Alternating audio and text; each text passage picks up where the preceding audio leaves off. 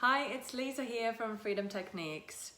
So this is my next video on how to stay sane amongst all that's going on in the world right now, and the pandemic and all the uncertainty around the coronavirus and how it's going to affect our lives. So here are my top tips on how to stay sane and look after your mental, emotional health, because it is vital. When we are super stressed out, when our stress hormones are through the roof, it compromises our immune system. We don't make the best decisions. It puts a lot of strain on our relationships, and particularly if you're going to be spending time in a lockdown with your family, your partner, or your housemates. It's best if everybody looks after their sanity and makes the best out of a bad situation. Okay, so tip number 1, get educated. Be selective of what you read. The big stressor in all of this is the uncertainty. We don't like a lot of ambiguity. So getting educated and reading only those kind of trusted sources for that information is going to be helpful. Stay off the Facebook, stay off the Daily Mail. Panic and anxiety sell papers. They thrive on that stuff. So go for the World Health Organization or your government or your state health pages. Okay. Tip number 2, do what you can. Taking action is the best antidote to anxiety. I'm sure you're aware of all the necessary precautions, the frequent proper hand washing, social distances, etc., to avoid that mass spreading of the quietly incubating virus, and to help our health systems cope with the pressure.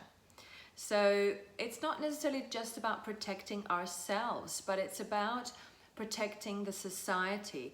So when we take the focus outside of ourselves and that internal rumination, going over and over about it in our heads, and we take the focus outside, we take action, we do what we can, that really helps combat those feelings of powerlessness and hopelessness.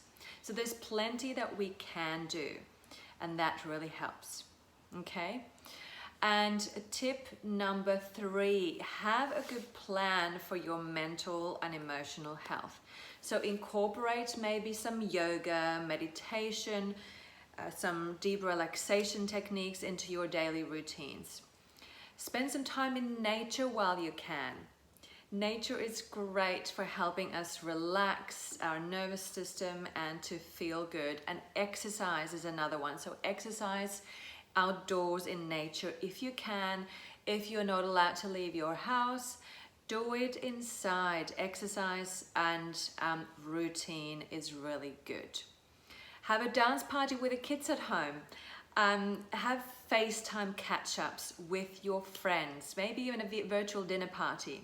So if you're feeling isolated and bored and going a bit stir crazy at home, make sure to keep up with your social life with actual, live chats with friends, not just on Facebook and so on. And if you're feeling anxious or overwhelmed, learn tapping or EFT. I'm going to do that in another video. But I will put a link into the comments here. It's a super quick and easy way to deal and reduce feelings of stress and anxiety. Okay. Number 4, remember your good self-care.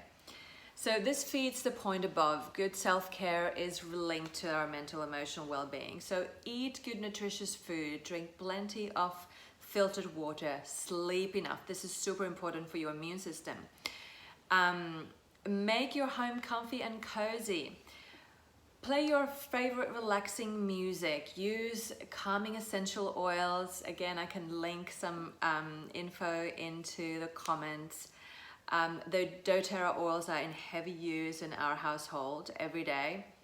Have an Epsom salt bath and candlelight, you know, whatever it is that makes you feel calm and relaxed. And again, stay off all the, you know, the scaremongering, panic inducing media.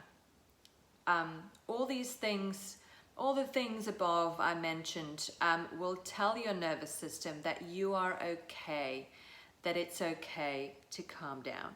And we really need that when there's so much stress around us everywhere.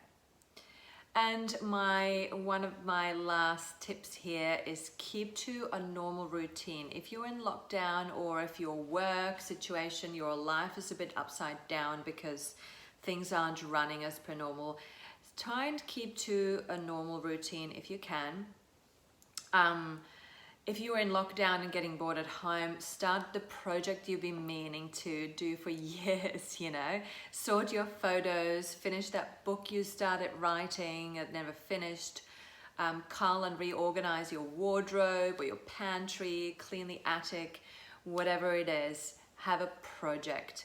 So gorging on Netflix 8 hours a day probably isn't going to be beneficial for your mental emotional health. Nothing wrong with a bit of Netflix, but you know, you need to have balance to feel balanced. So these are my tips. I hope you find them helpful, and I'll see you in the next video.